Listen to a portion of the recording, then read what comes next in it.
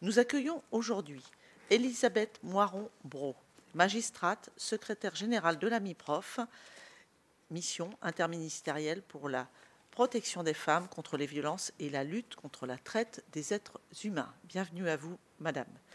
Elvire Arrigui, commissaire divisionnaire, chef de l'Office central pour la répression de la traite des êtres humains à la Direction centrale de la police judiciaire du ministère de l'Intérieur. Bienvenue, monsieur. Jean-Baptiste Baldo, commandant de police chef de Pharos, à la sous-direction de la lutte contre la cybercriminalité du ministère de l'Intérieur. Bienvenue. Et Simon Bernard Courbon, substitut du procureur de la République, co-référent prostitution et traite des êtres humains, des mineurs à la division de la famille et de la jeunesse du tribunal judiciaire de Bobigny. Bienvenue, madame, également.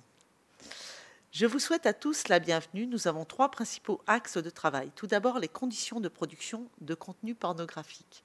Les graves dérives dans le milieu pornographique français, relayées par la presse, nous ont amenés à nous interroger sur les conditions dans lesquelles se déroulent les tournages.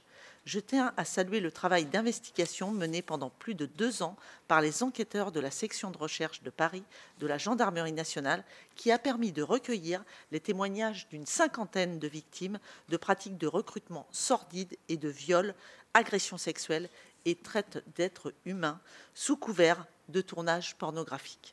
Le traitement de ces affaires par la Gendarmerie nationale, plutôt que par les services de la police judiciaire, est, semble-t-il, lié à un concours de circonstances et à l'implication et la pugnacité des enquêteurs concernés. Une instruction a été ouverte, 3 juges d'instruction nommés et à ce jour, nous avons eu connaissance d'une 12aine de mises en examen pour viol en réunion, traite aggravée d'êtres humains et proxénétisme aggravé notamment. Ce type d'affaires ne devrait-il toutefois pas relever en principe de la compétence de l'Office central pour la répression de la traite des êtres humains? C'est une question. L'Office a-t-il déjà eu à traiter de telles affaires par le passé et est-il appelé à le faire à l'avenir? Quelle a été son éventuelle implication? Quelle a été son éventuelle implication dans les affaires en cours? Son expertise en matière de traite d'êtres humains a-t-elle été sollicitée?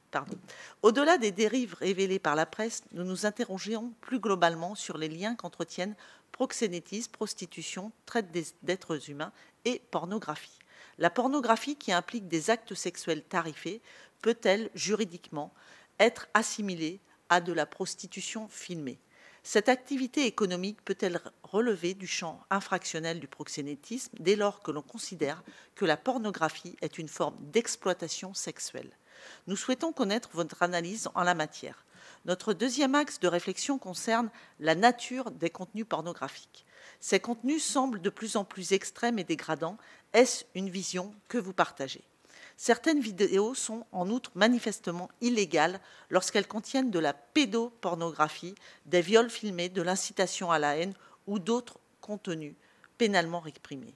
Comment les agents de Pharos traitent-ils les signalements qui leur sont faits de telles vidéos? Comment en reçoivent-ils chaque mois et quelles suites y sont données? La MIPROF et l'Office central pour la répression de la traite des êtres humains peuvent-ils également intervenir, mener des investigations ou saisir la justice lorsque sont portées à leur connaissance des vidéos filmant des scènes de violences sexuelles ou physiques? De façon plus générale, quels échanges y a-t-il entre vos différents services? Enfin, notre troisième axe de travail porte sur l'accès au contenu pornographique qui s'est manifesté depuis l'avènement des tubes, ces plateformes numériques proposant gratuitement, en un simple clic, des centaines de milliers de vidéos pornographiques, souvent piratées. En France, les sites pornographiques affichent une audience mensuelle d'environ 650 millions de visites, dont 19 millions de visiteurs uniques, soit un tiers des internautes français. En outre, 80% des mineurs ont déjà vu des contenus pornographiques et à 12 ans, près d'un enfant sur 3 a déjà été exposé à de telles images. Nous nous intéressons aux conséquences de cette exposition précoce et notamment aux liens qu'elle peut entretenir avec une banalisation des rapports sexuels et l'augmentation des conduites à risque chez les adolescents, notamment les pratiques prostitutionnelles. Récemment sont apparues des plateformes telles que OnlyFans ou Mime qui permettent à des femmes, parfois très jeunes, voire mineures, de mettre directement en ligne du contenu à caractère sexuel, souvent filmé à l'aide d'un smartphone et vendu directement aux consommateurs à l'unité ou contre un abonnement. Cette pornographie, à l'heure des circuits courts, ne s'apparente-t-elle pas finalement à une activité prostitutionnelle? Monsieur Bénard-Courbon, vous nous livrerez vos analyses sur ces questions. Je laisse sans plus tarder la parole à Elisabeth Moirombreau, magistrate, secrétaire générale de la MIPROF. Et bienvenue à notre collègue rapporteur, Laurence Cohen, qui me rejoint, et les autres sénatrices, rapporteurs et membres de la délégation sont connectés en visio. Et je salue la présence de Bruno Belin, qui est avec nous aussi cet après-midi. À vous, Madame Elisabeth Moirombreau. Merci beaucoup, mesdames les sénatrices, chère Laurence, chère Annick, de m'avoir invitée donc à cette table ronde, enfin ces auditions sur la pornographie. Alors, en ce qui concerne les questions que vous avez posées, je pense que je me m'axe plus sur la première, c'est-à-dire sur les liens qu'entretiennent proxénétisme, prostitution, traite des êtres humains et pornographie. C'est sur cette réponse que je vais essayer de vous aiguiller. Et je voudrais juste faire une petite précision, chère Annick, parce que vous avez parlé de la MIPROF et l'OCRET en disant est-ce qu'on ne pourrait pas mener des investigations ensemble ou saisir la justice. Alors il faut que je précise que la MIPROF est une mission interministérielle donc pour la protection des femmes contre la violence et la lutte contre la traite des êtres humains. Sur ce sujet-là, elle est chargée de la coordination de la lutte contre la traite des êtres humains. Donc elle est chargée de coordonner cette politique publique, mais nous ne sommes pas des acteurs de terrain. Donc voilà, ce sera plutôt Elvire qui pourra répondre à cette question. La question n'était pas posée dans ce sens-là, mais on aura le temps. Non, mais parce que voilà, c'est juste pour vous préciser exactement ce que nous faisons. Et voilà, donc d'ailleurs, je reviens de Bruxelles où on a eu la réunion des rapporteurs nationaux sur la lutte contre la traite des êtres humains, ce qui nous a amené à parler, bien sûr, de l'exploitation sexuelle. Et bien sûr, ça ne vous étonnera pas si je vous dis que nous n'avons pas prononcé le mot de pornographie. Voilà. Donc ça sera nos prochaines, je pense, nos prochaines réflexions, puisqu'elles seront en tout cas enrichies par le rapport que vous allez déposer sur ce point. Alors, on a l'habitude de le dire, mais l'exploitation sexuelle est un marché mondial qui rapporte des profits criminels qui sont extrêmement élevés, puisque c'est la troisième source de profit après le trafic de drogue et presque à égalité avec le trafic d'armes. Ça, c'est déjà un premier point. Par rapport, donc, la traite des êtres humains, c'est quoi? C'est une infraction, bien sûr. Et cette infraction, elle vise plusieurs formes d'exploitation. Ce que j'appelle l'exploitation sexuelle, elle couvre deux sortes de termes qui sont dans l'article 225.4.1. Ce sont les violences sexuelles et le proxénétisme. Donc moi, je parle beaucoup d'exploitation sexuelle. On parle beaucoup au sein de l'Union européenne, au sein de l'ONU, de sexual exploitation. Mais il faut savoir que ça couvre plutôt, en tout cas dans notre définition juridique de notre code pénal, c'est le proxénétisme. On peut rapprocher aussi de la pédopornographie, mais on parlera de aussi exploiter quelqu'un à des fins de violences sexuelles. On l'oublie parce qu'on poursuit très rarement sur la traite sur la violence sexuelle. On poursuit beaucoup sur le proxénétisme, on poursuit sur le travail forcé, bien sûr, et puis plusieurs infractions. Alors, ce que je voudrais vous dire, c'est que effectivement, au niveau international et au niveau européen, la traite à des fins d'exploitation sexuelle couvre bien entendu la prostitution. Lorsqu'on parle traite des êtres humains, exploitation sexuelle, que l'on soit dans les instances internationales ou dans les instances européennes ou encore chez nous, voilà, on a tendance donc à penser donc juste que c'est ça couvre la prostitution. D'ailleurs, on a pris beaucoup au niveau de l'ONU, beaucoup de conventions internationales ont porté sur ce point, notamment la convention de 1949, qui a fait un lien déjà direct entre la prostitution et la traite. Et puis, il y a eu aussi une autre convention qui est venue plus tard, qui était en 60, je n'ai pas la mémoire des dates, 79, sur l'élimination de toutes les formes de discrimination à l'égard des femmes, qui condamne également la prostitution et l'exploitation sexuelle qui en est la suite.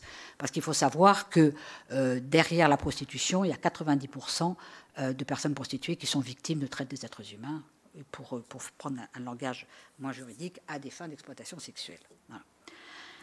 Alors, aujourd'hui, donc on fait un constat, c'est qu'effectivement, la pornographie n'est pas visée dans nos textes, dans les directives, en ce qui concerne la traite. Elle n'est pas visée non plus dans tout ce que nous mettons en place au niveau européen, au niveau international, mais également au niveau national. Donc, il n'y a pas de rapprochement. Il y a très peu de pays qui font un rapprochement sur ce point. Sachant que, comme je vous l'ai dit, que dans la définition pénale, la pornographie, et même la pédopornographie, n'est pas visée expressément. Alors on peut ensuite poursuivre sur d'autres chefs, mais là, on ne peut pas. Alors, si la prostitution, donc, comme je vous l'ai dit, donc, est assimilée à la traite, il n'en est pas de même pour la pornographie, alors qu'en fait, si on réfléchit, la pornographie et la prostitution sont extrêmement semblables. En tout cas, d'ailleurs, il a fallu que vous commenciez à vous plonger sur le sujet pour que je me dise, c'est vrai qu'on aurait pu le mettre dans les directives ou en tout cas dans les textes européens que nous avons transposés. Pourquoi elles sont semblables? Parce qu'on va parler de marchandisation des corps. Le corps est un bien marchand, que ce soit un adulte ou un enfant. Et en fait, le but, c'est satisfaire, si je peux dire, le plaisir d'autrui. Alors, la différence, bien sûr, c'est que le plaisir d'autrui dans la prostitution, c'est le client. Et dans la pornographie, c'est aussi les personnes qui prennent du plaisir à regarder ces actes violents, ces actes sexuels, etc. Donc finalement, il n'y a pas une telle différence. Si ce n'est que, effectivement, dans notre droit, on définit mal la prostitution d'ailleurs, et quand elle est définie vaguement dans notre code, c'est... attendez que je me souvienne, parce que je n'ai pas du tout de notes. On parle de rapport physique. On parle de rapport physique. Donc, on a l'impression que là, on s'éloigne un petit peu. Mais en tout cas, dans le cadre du groupe de travail auquel j'ai activement participé sur la prostitution des mineurs, il y a une des recommandations qui était faite donc, sous la houlette de la procureure générale de la Cour d'appel de Paris. Nous avons proposé une définition pour justement parler de physique et virtuel. Voilà, donc il y a comme puisque maintenant nous sommes dans un monde en pleine mutation, et notamment avec les révolutions technologiques, etc. La prostitution se situe d'une manière totalement différente. Voilà. Alors, ce que je voudrais vous dire, c'est que le rapprochement entre, donc, à partir de ce constat-là, que finalement, c'est à peu près les mêmes buts qui sont poursuivis entre la prostitution et la pornographie, eh bien, on peut vraiment rapprocher la traite des êtres humains, parce que la définition de la traite, elle est large et elle couvre de nombreuses situations. Voilà. On recrute une personne particulièrement vulnérable en échange d'une rémunération ou d'un autre avantage en vue de l'exploiter sexuellement. Donc, on voit que l'on soit dans le cadre de la prostitution ou qu'on soit dans le cadre de la pornographie, eh bien, on rentre absolument dans ce système-là, parce que on le voit bien dans toutes ces affaires qui ont émergé, qui d'ailleurs, heureusement, nous ont ouvert les yeux sur la pornographie, et enfin, on en parle, parce que c'était un sujet un petit peu tabou quand même. Donc maintenant, on en parle vraiment, et on voit ce qu'il y a derrière. Ce sont des femmes qui sont souvent qui n'ont pas d'argent, qui sont mal, c'est pas n'importe qui va se livrer à la pornographie. Donc forcément il y a des facteurs de vulnérabilité, ça c'est une évidence. Et puis on leur propose une rémunération. Voilà. Donc à partir de là, et aussi on peut mettre la victime, la traite des êtres humains prévoit que aussi c'est pour mettre la victime à sa disposition d'un personnel, ou encore à celle d'un tiers, afin de commettre des infractions telles que le proxénétisme, l'agression, les atteintes sexuelles et d'autres encore. Alors avec ce raisonnement-là, je me suis posé la question en préparant cette audition, et surtout en le comparant avec tous les débats que nous avons eus pour la loi de 2016. J'ai eu la chance, Rossignol n'est pas là, mais Laurence Cohen était là. Nous avons été au banc du Parlement, enfin moi en tout cas, à côté de la ministre, des ministres, parce qu'il y a eu plusieurs ministres, ça a été tellement long à l'adopter. Voilà, on se retrouve toujours avec un débat qui est le même au fond. C'est est-ce que la prostitution est un acte... est-ce qu'il ne peut pas y avoir de la prostitution qui soit bien, correcte, voilà, hein? Et pareil, est-ce qu'il n'y a pas de la pornographie qui peut se passer très très bien, et des prostitutions où la personne est d'accord, voilà. Donc tout ça, c'était rabattu. Hier, j'étais à la Commission européenne. On a eu encore entre États membres des discussions extrêmement vives, mais très enrichissantes sur ce point-là, parce beaucoup de pays européens ne sont pas d'accord avec nous, puisque nous avons pris le parti d'interdire tout achat d'actes sexuels. Voilà. Alors que beaucoup d'autres pays, comme l'Allemagne, l'Autriche, etc., disent que, au fond, si on encadre bien la prostitution pour être sûr que toutes les personnes prostituées ne sont pas des victimes de traite des êtres humains, ça va être formidable et que du coup, ce sera très bien, elles pourront gagner leur vie normalement, etc. C'est pas l'approche de la France. On a une approche abolitionniste, on l'assume, et quand même l'adoption de la loi de 2016 a fait ses preuves. La seule chose que je peux regretter avec vous, je vous le dis franchement, c'est que je trouve qu'elle n'est pas suffisamment appliquée. Voilà, hein, on est d'accord. Hein. Là, je vois que c'est pas un scoop. Bon, et c'est dommage parce que moi, je me sers beaucoup de cet argument. Mais vous savez, ça concerne aussi la pédopornographie, ce que je vais vous dire, parce que c'est très proche justement, et je pense qu'on peut les assimiler. C'est que moi, on se bat beaucoup au sein de l'Union européenne pour la traite des êtres humains. On sait que la prévention de cette infraction, c'est extrêmement important, et que la prévention, elle passe par décourager la demande. Parce que comme c'est un marché, ça répond aux lois de l'offre et de la demande. Et puis, s'il n'y a pas de demande, il y aura moins d'offres, et on arrivera à éradiquer le phénomène. Bon, il ne faut pas rêver, mais quand même, on peut dire que ça peut être dissuasif. Voilà. Donc ça, c'est vraiment très important à souligner. Et donc, ça affaiblit, ce que je veux dire, c'est que si on n'est pas vraiment très vigilant sur justement ceux qui utilisent, sur l'interdiction d'acheter un acte sexuel et la sanction qui est derrière ça, si on ne l'applique pas, on ne sera pas bon là, sur ce point-là. Or, c'est quand même très important de penser à ça. La réduction de la demande, je crois que c'est vraiment quelque chose sur laquelle il faut penser. Je pense que pour la pédopornographie, on peut penser exactement pareil.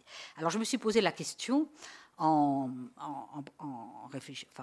réfléchissant à tous les thèmes que vous avez soulevés.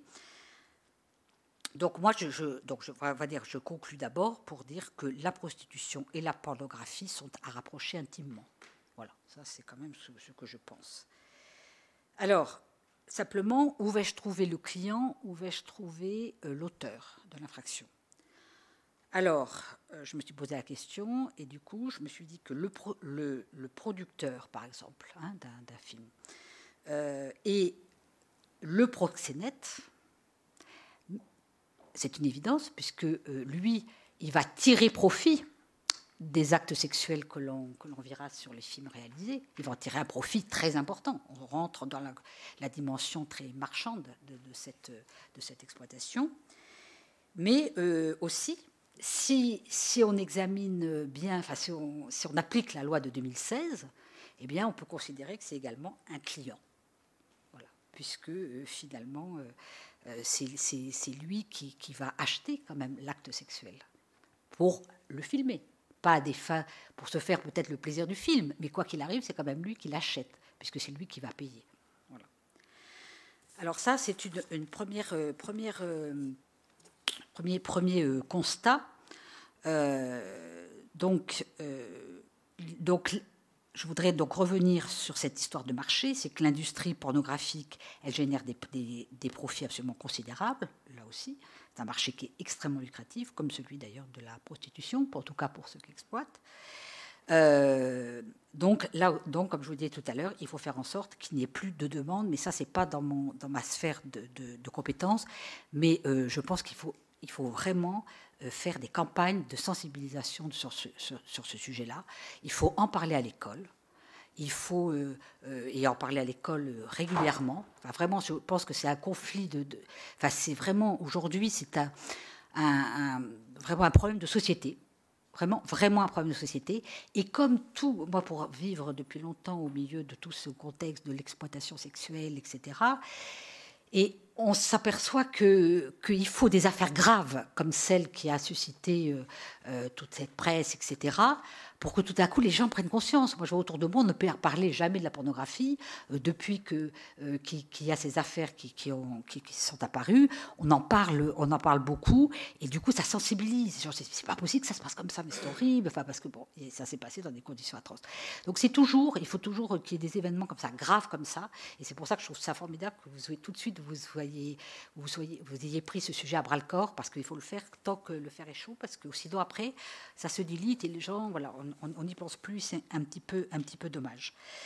Donc moi je trouve que quand l'on parle de la prostitution ou que l'on parle de la pornographie, eh bien dans l'un ou l'autre cas, l'être humain est considéré comme une marchandise, c'est un bien marchand, hein, absolument, et qu'on ne peut pas disposer d'un corps comme d'une marchandise. Voilà, c'est aussi simple que cela.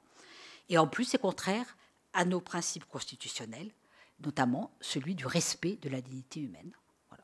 Et je vous en parle en connaissance de cause, je crois que c'est un argument qui est très très important, celui-là, parce que malgré tout, quand on a débattu devant le Sénat et devant l'Assemblée nationale, eh bien, c'est un argument que nous avons soulevé vraiment beaucoup et qui avait du mal à être.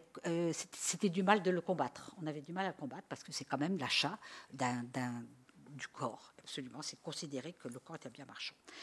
Donc là, pour moi, ça me paraît très très important tout cela, et de dire que donc le rapprochement de la pornographie avec la traite des êtres humains, elle est absolument évidente, elle ne pose absolument aucun problème. Je pense, Elvire, que toi tu en parleras, bien sûr, tu parleras de proxénétisme plus, mais ça ressemble. On va parler de l'exploitation sexuelle, hein, donc ça ne pose. C'est vraiment. Je pense qu'il y a tout ce qu'il faut. D'ailleurs, cette affaire a été poursuivie pour aussi traite des êtres humains avec circonstances aggravantes et proxénétisme, bien sûr, avec circonstances aggravantes qui sont quand même punies très, très sévèrement. Donc, parce qu'on voit, c'est pareil aussi pour la prostitution. Quand on me disait, ah oui, mais il y a des personnes, comme je disais tout à l'heure, pour se prostituer, elles veulent faire ça pour leur propre plaisir. Mais je leur dis aussi, il faut se mettre face en dehors de ce problème de la dignité humaine, il faut aussi avoir des arguments concrets. C'est-à-dire, qu'est-ce qu'il y a derrière la prostitution ? Derrière la prostitution, il y a 90% qui sont victimes de traite des êtres humains. Derrière la pornographie, il y a forcément 80%, on n'a pas les chiffres, mais je pense à une immense majorité, parce que je n'ai pas les chiffres, une immense majorité qui sont victimes de proxénétisme et de traite des êtres humains. Donc à partir de là, il faut être pratique. Qu'est-ce qu'on fait ? Parce que ça, c'est quand même des infractions qui sont punies extrêmement sévèrement dans notre code pénal. Particulièrement le proxénétisme, qui est plus puni que la traite. D'ailleurs, je n'ai jamais très bien compris pourquoi, mais bon, peut-être qu'un jour, j'aurai la réponse. Mais voilà, donc ça, je pense que c'est vraiment important. C'est un petit peu ce que je voulais partager avec vous. C'est ce discours, je pense, qui est là, qui est donc le respect de la dignité humaine, et de dire que derrière la pornographie, il y a autre chose que peut-être un effet glamour, quelqu'un qui va se faire plein d'argent et que ça va être formidable et qu'ils font plaisir aux gens et qu'ils sont ravis de le faire. Non, c'est pas vrai, c'est pas ça. La réalité, c'est pas ça. La réalité, elle a été révélée par ces affaires. Ce sont des violences, c'est forcément de l'exploitation, parce que dans la traite des êtres humains, on dit bien des promesses, de faire des promesses, des offres de rémunération, des fausses promesses. On a vu que tout le fameux dossier il n'y avait que cela, de fausses promesses, des violences sexuelles, etc. Voilà. Donc ça, vraiment, ça me paraît extrêmement important à retenir. Et du coup, je suis ravie d'avoir eu l'occasion de faire de parler avec vous et d'échanger aujourd'hui, parce que on est en pleine révision de la directive du 5 avril 2011 sur la traite des êtres humains. Et donc, moi, je travaille beaucoup en ce moment, puisque la France est PFUE, et puis je suis rapporteur national. Et donc, j'ai vraiment envie de proposer à ce que la pornographie soit visée expressément dans la définition de la traite des êtres humains, puisque nous avons une définition au niveau international et au niveau européen que tous les pays sont obligés de prendre, et que donc la pornographie n'est pas visée. Et je pense que vraiment, ce serait très très bien qu'elle soit visée, parce que ça nous permettra en plus d'avoir une approche plus globale des conditions d'exploitation et de ce que cache cette industrie qui est la pornographie. Voilà. Merci beaucoup, Madame Elisabeth Moirambreau, pour ces propos extrêmement clairs et ces prises de position claires aussi, puisque vous avez, à juste titre, posé un certain nombre de questions. Traite des êtres humains, prostitution, pornographie. La loi sur l'abolitionniste de la prostitution avait mis quelques années à être adoptée, en réalité, et les réticences qu'il y avait eu à adopter cette loi, finalement, se démontrent aujourd'hui dans son application, puisque, bien entendu, nous avons, au sein de la délégation, fait un travail sur le bilan de l'application de cette loi. Elle est extrêmement peu appliquée. En réalité, il y a près de 400 000 personnes prostituées en France environ, et il y a 1200 infractions constatées par an, et ces infractions sont essentiellement constatées en région parisienne. Donc je vous remercie pour les propos que vous avez tenus, parce que vous posez des questions intéressantes, à la fois sur la prostitution. C'est ce qu'on nous disait à l'époque, il pouvait y avoir une prostitution éthique, comme on nous dit au cours de ces nombreuses auditions, n'est-ce pas, Madame la rapporteure, qu'il pourrait y avoir une pornographie éthique et une pornographie amateur qui ne serait beaucoup moins éthique et beaucoup moins respectueuse de la loi. Donc c'est assez intéressant. Et lorsque on parle de traite des êtres humains, oui, c'est de l'achat d'actes sexuels. Donc la comparaison entre le producteur et le proxénète n'avait pas encore été faite. Je ne suis pas persuadée que ce sera au goût de toutes les personnes que nous avons pu auditionner jusqu'alors, mais je vous remercie pour la clarté de vos propos. Je vais immédiatement passer la parole à Madame Elvire Arrigui, Madame la commissaire divisionnaire, et c'est à vous la parole. Nous nous sommes compris par le regard et le sourire. Merci Madame la Présidente. Mesdames les sénatrices, Messieurs les sénateurs, Mesdames, Messieurs. Créé en 1958, l'Office central pour la répression de la traite des êtres humains que je dirige appartient à la direction centrale de la police judiciaire, dont le cœur de métier est la lutte contre la criminalité organisée et le grand banditisme. Mon office dispose d'une compétence nationale. Il se concentre sur la traite des êtres humains à vocation sexuelle et le proxénétisme. La mission de l'Office est double. Elle a d'abord un caractère opérationnel. Il s'agit là de mener des enquêtes complexes et élaborées afin de démanteler des réseaux de traite des êtres humains et de proxénétisme de grande envergure. Pour cette mission opérationnelle, mes enquêteurs spécialisés utilisent des techniques spéciales d'enquête, comme la géolocalisation, la pose de balises, l'enquête sous pseudonyme, par exemple, dans le cadre d'investigations qui sont longues et complexes, d'ampleur nationale ou internationale.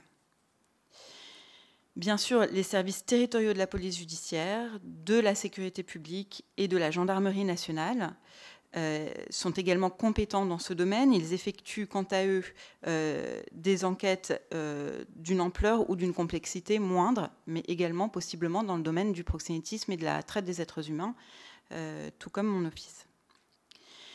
Le deuxième volet de notre mission, c'est un volet stratégique. Il s'agit là de concentrer, pour le ministère de l'Intérieur, l'intégralité des données sur la thématique de la traite à vocation sexuelle et du proxénétisme.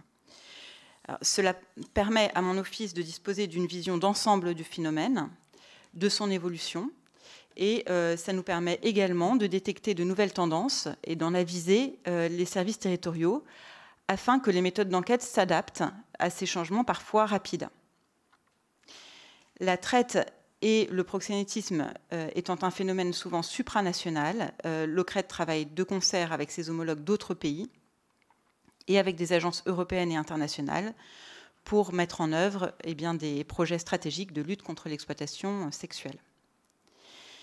J'ai fait cette rapide présentation de mon office pour me permettre de vous répondre à l'une de vos questions, madame, à savoir, évidemment, en tant que chef de file de la lutte contre la traite à vocation sexuelle, qui est une mission qui lui a été assignée par son arrêté de création et une mission qui a été réaffirmée à de nombreuses reprises dans les doctrines gouvernementales, notamment récentes, mon office doit à minima être avisé des enquêtes menées par les services territoriaux de police ou de gendarmerie dans son domaine de compétences et peut tout à fait se voir confier l'enquête dès lors qu'elle a un caractère particulièrement complexe ou vaste. Donc, en l'occurrence, nous n'avons eu connaissance des deux enquêtes en cours, l'une à la section de recherche de gendarmerie de Versailles et l'autre au 3e district de police judiciaire de Paris, que par voie de presse. Alors, par ailleurs, vous me demandez, Madame la Présidente, si l'Office a déjà eu à traiter de telles affaires par le passé. Alors, ce n'est pas du tout le cas. Toutefois, il est bien évidemment arrivé que certaines victimes prostituées dans les affaires de traite et de proxénétisme que nous avons en portefeuille aient été, par le passé, actrices dans le domaine de la pornographie. Nous ne nous étions pas concertés, Madame Moirombreau et moi, avant cette intervention, mais je pense qu'on est à peu près tout à fait sur la même ligne. La porosité entre le monde de la prostitution et celui de la pornographie est évidente. Vous l'avez largement d'ailleurs évoqué dans les travaux de votre table ronde dont j'ai pris connaissance. J'ajouterai simplement que mes enquêteurs, dans leur travail quotidien sur Internet pour démanteler des réseaux de proxénétisme, tombent très régulièrement sur des annonces vantant l'expérience dans le domaine de la pornographie des prostituées. Il y a un acronyme bien connu de mes enquêteurs qui s'appelle PSE, Porn Star Experience. Donc ça veut tout dire. Donc l'intersection est absolument incontestable. Celles qui sont exploitées dans le domaine de la prostitution le sont également régulièrement dans le cadre de la pornographie. La dernière question qui s'adresse à nous m'amènera à un développement plus long, puisque vous me demandez enfin, Madame la Présidente, si l'Office est appelé à traiter de telles affaires à l'avenir. Alors, bien entendu, mon office mènera toute enquête de traite à vocation sexuelle ou de proxénétisme qui lui sera confiée par la justice. Et je rappelle cependant que la mission de police judiciaire, telle que définie dans le Code pénal, est celle de constater les infractions à la loi pénale, d'en rassembler les preuves et d'en rechercher les auteurs. Une enquête de mon office est donc nécessairement et évidemment conditionnée à l'existence même d'une infraction. Donc, dès lors, il convient de s'interroger, pour répondre à votre question, sur l'applicabilité des infractions de proxénétisme et de traite des êtres humains à l'encontre de l'industrie pornographique. Alors, pour éclairer ce sujet, j'écarte tout de suite de mon propos la pédopornographie, pour laquelle l'illégalité n'est absolument pas débattue. De la même manière, il convient d'exclure de notre réflexion les situations évoquées précédemment par Madame Moiron-Braud, de violence extrême, de tromperie quant à la nature des actes sexuels à réaliser, de contraintes physiques et de viols collectifs dans le contexte de tournage pornographique, puisque de ces situations absolument dramatiques découlent de manière claire et incontestable des responsabilités pénales pouvant être qualifiées de différentes manières, et notamment de traite des êtres humains. Donc sur ces sujets-là, il y a peu ou pas de débat. La réflexion est évidemment bien plus complexe s'agissant de l'industrie pornographique au sens large, en général, quand elle se déroule, disons, de manière classique. Alors, quel parallèle juridique peut-on établir avec le proxénétisme et la traite à vocation sexuelle ? Pour un juriste, et Madame Moiron-Braud l'a rappelé à l'instant, les deux situations font appel aux notions de respect fondamental de la dignité humaine, qui peut être bafouée par l'exploitation sexuelle et la marchandisation du corps. L'exploitation sexuelle actuellement réprimée dans le Code pénal par les infractions de traite et de proxénétisme vise-t-elle uniquement des situations de prostitution au sens traditionnel, si j'ose dire, du terme, ou vise-t-elle également des situations de pornographie ? Alors penchons-nous d'abord sur la notion de consentement commercial. Et là, forcément, je vais me servir de ce que j'ai l'habitude de voir dans les dossiers que traite mon office, c'est-à-dire les situations de prostitution au sens classique. Dans ces situations-là, exactement comme dans la pornographie, il est difficile d'imaginer que les actes de pornographie, même consentis, ne découlent pas d'une nécessité matérielle et d'une précarité économique dont souffrent ceux qui s'y livrent, plutôt que d'un choix libre et éclairé. L'existence du consentement de la personne qui se livre à des actes sexuels empêche-t-il de matérialiser les infractions de proxénétisme, de traite, dans le cas de prostitution au sens classique du terme, tel que nous la voyons dans nos dossiers à l'office? Il est clair que non. L'esprit de la loi de 2016 et de tous les textes internationaux que la France a signés à ce sujet repose sur l'idée que les victimes doivent être protégées contre leur propre consentement et que la contrainte n'a pas besoin d'être présente pour caractériser l'infraction. La grande majorité des victimes prostituées que nous entendons dans nos enquêtes, suite à l'interpellation de leur proxénète, affirment s'être prostituées de leur plein gré. Il s'agit même souvent d'un quasi-accord commercial, un peu comme dans la pornographie, entre la victime et son exploitant, avec lequel elle partage les gains et qui assure la logistique de la prostitution. Dans nos dossiers, on a même parfois affaire à de véritables petites entreprises de prostitution. On voit les missions de recrutement, de comptabilité, de gestion du standard, etc. Et il y a donc une entente cordiale entre le proxénète et sa victime prostituée. Pour autant, l'infraction est tout à fait caractérisée et les victimes sont reconnues dans leur statut et dans les droits qui en découlent. Donc c'est bien l'esprit de notre droit, déjà tel qu'il existe, que de dire, même si l'intérêt économique est partagé, on ne peut infliger cela à personne, et personne ne doit profiter matériellement des services sexuels tarifés d'un tiers. La notion de dignité humaine est objective et elle supplante dans notre droit celle du consentement, elle subjective et donc forcément sujette à manipulation. Dès lors, la question que nous devons nous poser dans le cas de la pornographie n'est pas s'agit-il d'un accord commercial, car aucun contrat ne peut être fait au sujet d'une activité illégale, le droit pénal primant. Ainsi, peu importe le consentement des actrices dans le domaine de la pornographie, peu importe les contrats signés, là n'est pas le sujet. Le consentement nous permet de distinguer un viol d'un acte sexuel consenti. Le consentement ne nous permet en rien de distinguer le proxénétisme de l'industrie pornographique. Donc, une fois écartée la problématique du consentement, demeure la dernière problématique, et pas des moindres, à savoir la définition de la prostitution. Puisqu'en effet, il est quand même essentiel de rappeler que l'infraction de proxénétisme en France, qui est l'article 225-5 du Code pénal, présuppose, sans la définir, l'existence de prostitution. de manière condensée, le Code pénal dit que le proxénétisme est le fait d'aider, d'assister ou de protéger la prostitution d'autrui, de tirer profit de la prostitution d'autrui. Alors on pourrait se dire, bon, si le proxénétisme ne fonctionne pas, on peut regarder du côté de la traite, mais en fait on a le même problème avec la traite, puisque la traite des êtres humains à vocation sexuelle, qui elle est donc l'article 225-4-1 du Code pénal, repose, elle, sur l'existence du proxénétisme, donc par ricochet de la prostitution. Donc on doit vraiment se poser la question, est-ce que pornographie égale prostitution? Voilà, c'est la seule question que nous devons nous poser. La répression du proxénétisme est particulière puisqu'on poursuit une activité par référence à une autre activité, la prostitution, qui elle-même n'est ni définie ni réprimée par la loi. Et c'est toujours sur la prostitution que se focalise la traite des êtres humains. Or, le champ du trafic sexuel est plus vaste.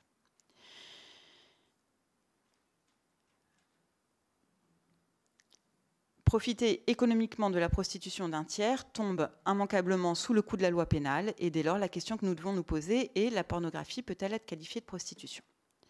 Alors, en l'absence de définition légale, eh bien, il convient de se tourner vers la jurisprudence.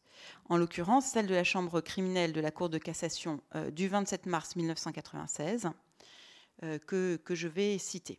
Alors, cette jurisprudence, elle dit: la prostitution consiste à se prêter, moyennant une rémunération, à des contacts physiques de quelque nature qu'ils soient, afin de satisfaire les besoins sexuels d'autrui. Le récent phénomène des camgirls, qui sont des shows érotiques via webcam, souvent rémunérés, ne peut absolument pas satisfaire aux exigences de cette jurisprudence, les victimes étant, pour la majeure partie, seules face à leur écran, bien que rémunérées par le spectateur. Et donc, il n'y a pas, on ne retrouve pas pour les camgirls ce qu'on a dans cette définition jurisprudentielle, à savoir le fameux contact physique. C'est pour ça d'ailleurs qu'il y a eu en 2021 la création d'une infraction spécifique pour couvrir ce type de situation quand il touche des victimes mineures. Mais le cas de la pornographie est bien différent, me semble-t-il, puisqu'il y a effectivement un contact sexuel matériel entre au moins deux personnes filmées. Cet acte est rémunéré. Donc, s'agit-il de prostitution? Il me semble que les trois critères de la jurisprudence de 1996 sont possiblement remplis par la pornographie, à savoir l'activité satisfait le besoin sexuel d'autrui, premièrement. Deuxièmement, implique une rémunération. Troisièmement, relève de contact physique. Alors, il faut apporter un bémol à cette analyse, parce que ce qui différencie la pornographie de la prostitution au sens traditionnel du terme, qui était d'ailleurs en l'espèce visé par la jurisprudence de 96 de la Cour de cassation, c'est que dans le cas de la pornographie, la personne qui rémunère n'est pas celle qui profite de l'acte sexuel, ni physiquement, ni d'ailleurs derrière son écran. Donc, celui qui rémunère n'est pas le client, entre guillemets, il est le producteur. Et il en tire un bénéfice uniquement financier et non pas lié au service sexuel. Dans la prostitution traditionnelle, on a affaire à un trio. Et ce trio, on va l'appeler, pour se comprendre entre nous, victime, client, proxénète. Donc l'argent est donné par le client à la victime, qui en reverse une part au proxénète. Ça, c'est ce qu'on a, nous, traditionnellement, dans nos dossiers. Dans la pornographie, on a également un trio. Il est cette fois le trio victime, spectateur, qui peut être assimilé au client, et producteur, qui peut être assimilé au proxénète. Donc, dans cette situation de pornographie, ce n'est pas le spectateur, ce n'est pas le client qui rémunère la victime, c'est le producteur, le proxénète, qui lui-même reçoit l'argent généré par la distribution du film ou des images. Donc le circuit financier est distinct. Et au-delà du circuit financier, on a une autre distinction, c'est la nature de l'acte commise par le client. La relation sexuelle matérielle d'au moins deux individus, telle qu'elle est visée par la jurisprudence, existe bien, contrairement à la situation précédemment évoquée des camgirls, mais l'acte sexuel physique n'est pas réalisé par le client, qui lui est derrière son écran, tout comme dans le cas des camgirls. Donc au total, le consommateur de plaisir, si j'ose dire, ne rémunère pas et il ne profite pas d'un contact réel et physique avec la personne rémunérée. Et ces deux éléments diffèrent de la situation traditionnelle de la prostitution. Il revient donc soit au législateur de définir la prostitution et de dire si elle couvre également ces cas. Si le législateur dit que la prostitution couvre également ces cas, alors le proxénétisme et la traite à vocation sexuelle seront systématiquement caractérisés dans le cas de production pornographique. Le législateur peut le faire au niveau national, il peut le faire au niveau européen. Soit le législateur le fait, soit c'est la jurisprudence qui tranche, dans un cas d'espèce qui concerne effectivement la pornographie, ce qui n'est pas le cas du cas de 1996. Je rappelle d'ailleurs, comme l'a fait Mme Moirombreau tout à l'heure, que le rapport du groupe de travail sur la prostitution des mineurs rendu en juin 2021 à M. Adrien Taquet recommandait déjà l'introduction dans le code pénal d'une définition légale de la prostitution. Mon office avait largement contribué à ce groupe de travail qui avait proposé la définition suivante. La prostitution consiste à se prêter contre rémunération ou avantage en nature ou la promesse de l'un d'eux à des relations sexuelles physiques ou virtuelles. Pour moi, cette proposition de texte couvre les situations de pornographie. Pour conclure, il n'appartient pas à la police judiciaire de se prononcer d'un point de vue éthique ou moral sur la nécessité d'appliquer les infractions de proxénétisme et de traite à vocation sexuelle à l'industrie pornographique. Il est en revanche de notre devoir d'appliquer la loi et toute la loi. En l'absence regrettable de définition de la prostitution dans le code pénal, c'est aux magistrats que revient la responsabilité de considérer ou non que les acteurs et actrices du milieu pornographique sont en situation de prostitution et qu'il s'agit donc de victimes de proxénétisme et ou de traite des êtres humains. Voilà donc une question de politique pénale, tant pour la mise en branle de l'action publique, ouvre-t-on une enquête pour proxénétisme ou pour traite à vocation sexuelle, les poursuites pénales sont-elles possibles, que pour la jurisprudence au moment du jugement, l'infraction est-elle caractérisée. Ainsi donc, la balle n'est-elle pas dans le camp de la police nationale, mais plutôt dans celle du législateur et de la justice. Je vous remercie pour votre attention. Merci beaucoup, Madame Elvire Hariki, pour ces propos qui complètent à juste titre les propos de Madame Elisabeth Moirombreau. Vous avez mis le doigt en réalité sur un certain nombre de questions que la délégation et les rapporteurs se posent avec moi depuis le début de ces auditions en janvier, avec la notion de consentement, la notion d'achat d'actes sexuels et vos rapprochements ou vos parallèles que vous avez pu faire avec la prostitution, la pornographie, étaient extrêmement intéressant et éloquent, c'est-à-dire qu'on a très vite compris qu'il y a des questions qui se posent, il y a des choses à faire, et lorsque nous avons décidé de travailler ce sujet avec les rapporteurs en début d'année, nous avions pris connaissance avec la procureure Champ-Renaud du travail qui avait été mené pour la prostitution des mineurs, et donc c'est quelque chose dont on a pris connaissance et qui va forcément alimenter aussi notre réflexion. Merci donc pour cette intervention tout à fait éclairante, avec des pistes. Vous nous avez renvoyé la balle gentiment, je vous remercie, et nous allons poursuivre avec Monsieur Jean-Baptiste Baldo, donc, qui dirige la plateforme Pharos, et c'est à vous, monsieur. Merci, Madame la Présidente. Alors, la plateforme Pharos, c'est une plateforme, comme son nom l'indique, de signalement, et non pas une plateforme de plainte, puisque Pharos signifie plateforme d'harmonisation, d'analyse, de recoupement et d'orientation des signalements, et a été voulu comme tel, de sorte que tout un chacun, et pas nécessairement la victime d'un fait, peut porter un fait illicite à notre connaissance.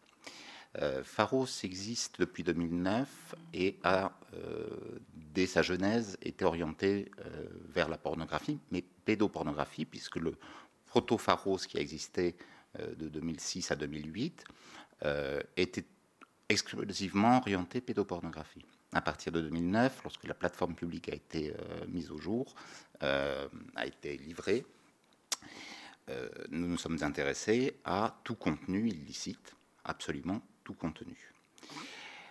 De sorte que tout à chacun peut signaler à Pharos l'illicéité d'un contenu en ligne, à condition bien sûr qu'il soit public, de sorte que les internautes en particulier, les associations, les administrations et même les acteurs de l'Internet peuvent porter à notre connaissance des signalements. Je vous expliquerai par la suite quelle est, puisque c'était votre question, Madame la Présidente, la manière dont nous les traitons. Pharos, c'est désormais, à la faveur d'un renfort l'année dernière, plus de 50 agents, policiers et gendarmes, qui fonctionnent à H24/7, 24 heures sur 24, 7 jours sur 7. Et nous avons 3 axes majeurs de travail. Le traitement des signalements, que j'ai tendance à appeler le gros œuvre, puisque, pour vous donner un exemple, l'année dernière, nous avons traité, toutes catégories confondues, 365 000 signalements. Parce que l'usage de l'Internet n'allant qu'en s'accroissant, le nombre de signalements que nous recevons à l'heure actuelle croît de manière, si j'ose dire, exponentielle. Nous en avions reçu à peu près 50 000 l'année de notre naissance en 2009. Donc, comme je vous le disais, c'est le gros de notre travail. Nous avons des équipes étoffées pour traiter ces signalements, étant précisé que tout signalement est instruit. Aucun n'est mis de côté. Et nous devons pour tous lui trouver une issue. Il en est que nous classons parce qu'il n'y a pas nécessairement motif ou le moyen d'en faire quelque chose, mais notre philosophie, notre raison d'être, c'est d'orienter les signalements, c'est-à-dire de les envoyer à des services de police territorialement compétents ou des services centraux. Nous travaillons avec tous les services de police et de gendarmerie, bien sûr, de France, centraux ou territoriaux. Et nous avons d'ailleurs à cette occasion, à de nombreuses reprises, envoyé des signalements à l'office que dirige Madame Arrigui.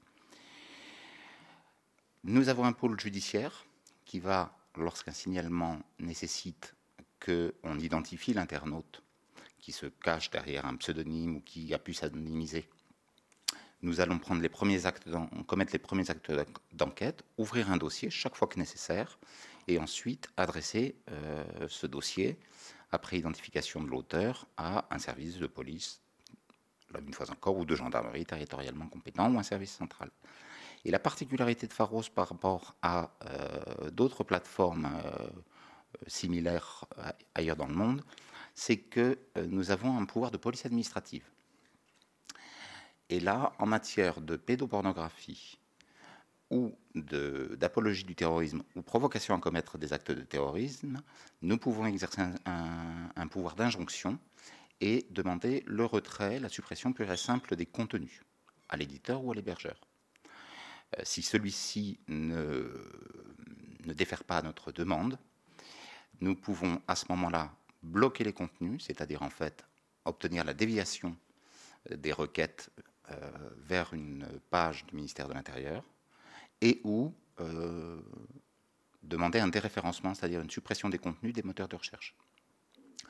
En matière de pédopornographie, pour vous donner un exemple, en matière de blocage, c'est-à-dire le détournement des requêtes, l'année écoulée, les mesures que nous avons prises ont permis d'empêcher environ, quasiment 3 500 000 consultations.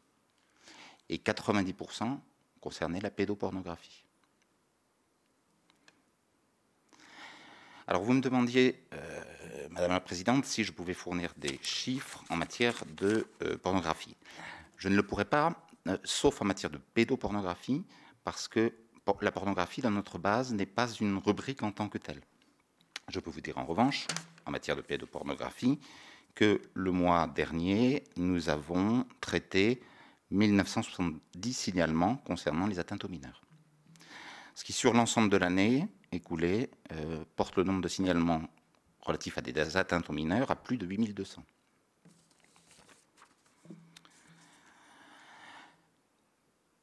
Comment est traité, me demandiez-vous, Madame la Présidente, un signalement? Alors en fait, l'internaute va sur notre portail d'accueil, et nous indique le lien, l'URL d'un contenu qui mène à un contenu illicite. Il ne peut pas, pour ce qui le concerne, déposer de pièces jointes pour des questions de sécurité informatique. Donc ce sont nos agents, puisque nous avons des équipes qui travaillent H24, disais-je, de jour comme de nuit, sur différents régimes de travail, et qui traitent les signalements en temps réel. C'est-à-dire qu'un signalement, lorsqu'il arrive, il est hiérarchisé en fonction de sa gravité, mais il est pris en compte dans les minutes qui suivent son dépôt. Donc les agents vont récupérer l'URL du contenu incriminé, aller mener des constatations, est-ce-qualité de policier ou gendarme, prendre toute mesure conservatoire nécessaire, c'est-à-dire capture, enregistrement, enrichir cette démarche d'une recherche en base pour voir si le contenu nous a déjà été dénoncé, auquel cas on peut avoir un signalement des signalements qui sont rattachés les uns aux autres quand ils concernent le même contenu, et puis mener des recherches complémentaires en source ouverte chaque fois que de besoin. Nous allons par la suite trouver, si cela est possible, puisque nous sommes tenus par l'état du droit, une qualification, et nous orienterons. Alors, nous orienterons, comme je vous le disais tout à l'heure, soit vers un service police ou gendarmerie centrale ou territoriale. Je communiquerai quelques chiffres en matière de proxénétisme. Soit nous commençons les premiers actes visant à identifier l'auteur avant de réorienter. Donc, en matière de proxénétisme, pour l'année écoulée, nous avons eu 141 signalements et nous en avons transmis 83 sans procédure, c'est-à-dire que le contenu était directement exploitable et nous avons fait parvenir ces signalements à l'OCRET. Idem en matière de TEH, 8 signalements, 6 transmis à l'OCRET, et en matière de racolage, 62 signalements, dont 12 transmis à l'OCRET.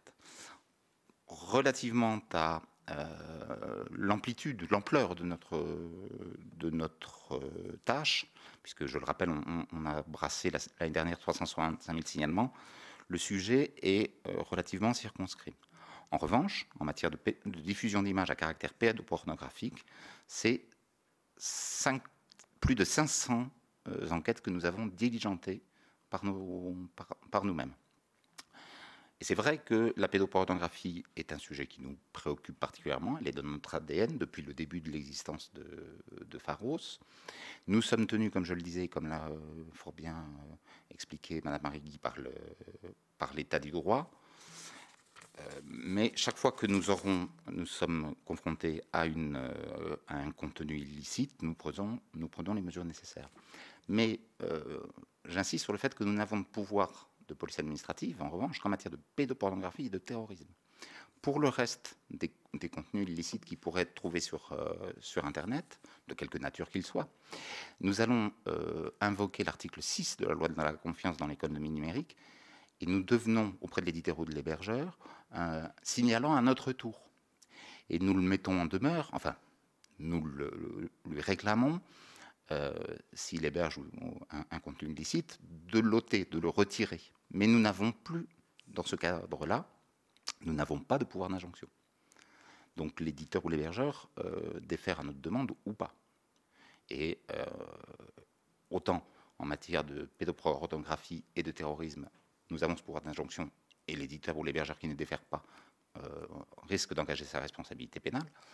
Là, dans le cas présent, nous ne sommes pas sur le même portage. Voilà ce que je pouvais vous dire sur l'intervention des personnels de Pharos.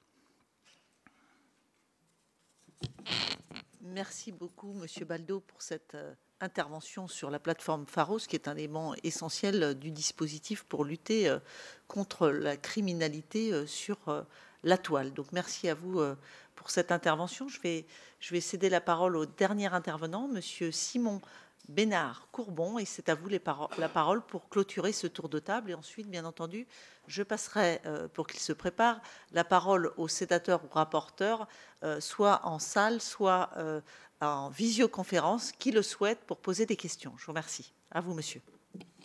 Merci, Madame la Présidente. Madame la Présidente, Mesdames les sénatrices rapporteurs, Mesdames, Messieurs les sénateurs, donc je vous remercie tout d'abord pour votre invitation à cette table ronde portant sur la pornographie. Et je tiens également à remercier les services du Sénat pour leur disponibilité dans la préparation de cette intervention. Permettez-moi de me présenter très rapidement s'agissant de mon activité au quotidien. Donc, je suis magistrat judiciaire, substitut du procureur de la République au sein du parquet des mineurs du tribunal judiciaire de Bobigny. C'est le 2e tribunal de France en termes d'activité et d'effectifs de magistrats et de fonctionnaires. Donc, au quotidien, en tant que substitut du parquet au parquet des mineurs, je traite principalement des affaires de délinquance mettant en cause des mineurs d'une part, et d'autre part, je traite d'infractions violentes ou sexuelles commises sur des victimes mineures, comme le proxénétisme notamment. Depuis bientôt 4 ans, donc, je suis référent en matière de prostitution et de traite des êtres humains sur les victimes mineures. Pour vous donner une ampleur du phénomène dans notre tribunal et sur le ressort de la Seine-Saint-Denis, ce sont 2 mineurs qui sont signalés par semaine comme étant en situation de prostitution avérée ou pour lesquels il y a des doutes. Donc 2 mineurs par semaine, c'est à chaque fois 2 nouvelles situations. Hein. On est depuis 2019 à environ 120 situations par an, ce qui est un chiffre très important. S'agissant d'un chiffre révélé, hein, la justice et la police ne connaissent qu'une partie de la délinquance, le chiffre noir étant bien plus important. Mon intervention s'articulera autour de 2 axes. Le premier, c'est de savoir quels sont les liens qu'il est possible de faire entre la pornographie et la prostitution des mineurs. Ça a déjà été fait de manière très précise précédemment, donc moi je vais me concentrer sur des considérations plutôt sociologiques. Et le second axe de mon intervention portera sur la question que vous m'avez posée, Madame la Présidente, à savoir si l'exposition sexuelle des mineurs en ligne contre une rémunération peut s'apparenter à une activité prostitutionnelle. Donc, dans un premier temps, quels sont les liens possibles entre la pornographie et la prostitution des mineurs. Je vais évoquer du coup les causes d'entrée dans la prostitution des mineurs, mais elles sont nombreuses. Vous l'imaginez bien, dans le cadre de ma référence, hein, j'ai été amené à travailler également dans le cadre du groupe de travail qui a été évoqué par les intervenants précédents. Une des causes principales, vous le savez, c'est les violences sexuelles, physiques ou psychiques, quelles qu'elles soient. C'est l'une des causes principales qui amène un mineur à entrer dans la prostitution. Mais ce n'est pas la seule, bien évidemment. Il y en a d'autres, puisque on parle de manière très classique de l'expansion du phénomène de la prostitution de mineurs depuis une dizaine d'années, hein, environ au début des années 2010. Parce que la prostitution des mineurs n'est pas nouvelle. Depuis de très nombreuses années, j'ai pas envie de dire de tout temps, mais depuis de très nombreuses années, la prostitution des mineurs existe. Hein. Les chiffres en la matière sont constants. On sait qu'un mineur entre dans la prostitution en général autour de 14 ans. Et habituellement, les lieux de rencontre des proxénètes et des mineurs prostitués sont les gares, hein, classiquement lieux de fugue. Aujourd'hui, c'est Internet, c'est différent. La deuxième cause d'entrée qui m'apparaît importante de souligner sur l'entrée dans la prostitution, c'est lié à la banalisation de l'acte sexuel résultant des nouvelles technologies de communication. Et donc là, je suis en lien avec le thème de la pornographie, puisque la pornographie en ligne prend également son ampleur à peu près à la même période que la prostitution des mineurs prend son envol, c'est-à-dire début des années 2010. Et pour différentes raisons techniques que vous connaissez. D'une part, vous avez l'essor des smartphones, et ces smartphones sont non seulement utilisés par les adultes, mais aussi par les enfants, les adolescents. Aujourd'hui, hein, de manière, si on parle en termes de génération, vous avez en général les jeunes qui sont nés dans les années 2000 ont quasiment tous un téléphone portable et un smartphone à l'âge de l'adolescence ou la préadolescence. Ce téléphone portable permet lui-même l'accès à des sites Internet, pornographique, puisque les systèmes de contrôle parentaux, vous le savez, ont une efficacité relative en la matière. Vous avez donc plusieurs générations, hein, depuis les années 2000, de garçons et de filles qui ont un accès facilité à la pornographie dans leur poche de pantalon, dans la cour de récréation. Cet accès facilité doit être mis en opposition avec les générations précédentes, hein, dont la mienne, qui n'avait accès que de manière restreinte à la pornographie via des revues, des livres, des VHS ou des cinémas dédiés, voire il y a des époques où c'était prohibé.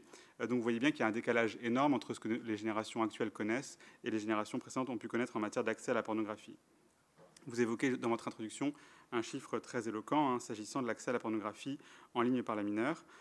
Cet accès facilité à la pornographie a nécessairement un effet de banalisation sur l'acte sexuel. J'en veux 2 exemples issus de ma pratique judiciaire.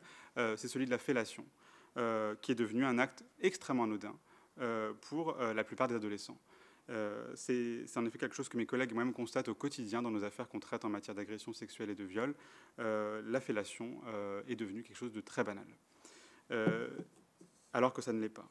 Et une autre affaire, pour le coup, bien plus sordide qu'une simple fellation, malheureusement, c'est une affaire de proxénétisme qui mettait en cause un adolescent qui a prostitué pendant plusieurs semaines une jeune fille adolescente également.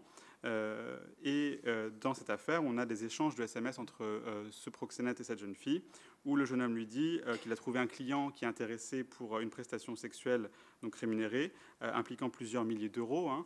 La raison de cette importance de rémunération, c'est parce qu'elle a une dimension scatologique.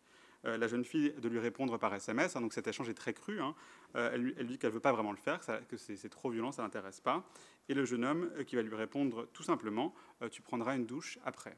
Tout ça pour vous montrer à quel point les actes sexuels sont devenus, même les plus extrêmes, les plus dégradants, sont devenus d'une simplicité extrême pour ces jeunes qui ont accès à la pornographie, dont la pornographie scatologique. Troisième élément, c'est en lien avec ce que je viens de dire, c'est la question de la marchandisation des corps qu'on a évoqué, et des échanges sexuels dans la culture médiatique auxquels les adolescents ont accès. À nouveau, ça a du sens et du lien avec mon activité judiciaire. Donc, d'une part, dans les films pornographiques, on l'a rappelé, et vous avez entendu de mémoire Madame Gell, maîtresse de conférence, qui a travaillé sur cette question des adolescents et de l'accès aux films pornographiques. Et c'est très en lien avec la réalité que je connais de mes dossiers, puisque vous avez des jeunes qui ont accès à ces contenus pornographiques, qui présentent les femmes de manière comme des objets sexuels à la disposition des hommes. Elles sont très souvent violentées dans ces images, elles sont soumises à ces derniers. Ces images laissent aussi à penser aux jeunes que je rencontre dans mes dossiers judiciaires que les rapports sexuels qui sont visionnés sont la norme sexuelle. Et on peut s'interroger assez légitimement sur le fait que ces jeunes qui visionnent, les garçons en particulier, mais aussi les filles, les garçons qui visionnent ces films pornographiques à un âge où ils sont en état de construction, ils se socialisent. Ces films vont influer sur leur façon d'avoir leur rapport aux femmes en général ou dans leur vie sexuelle, et notamment faciliter leur entrée en tant que client ou en tant que proxénète. Et c'est notamment ce que j'ai pu comprendre lorsqu'il y a des interventions de sensibilisation dans les établissements scolaires ou lorsqu'on parle de la prostitution avec des jeunes. Très souvent, vous allez avoir des garçons qui n'ont aucune conscience de ce qu'est le consentement encore aujourd'hui.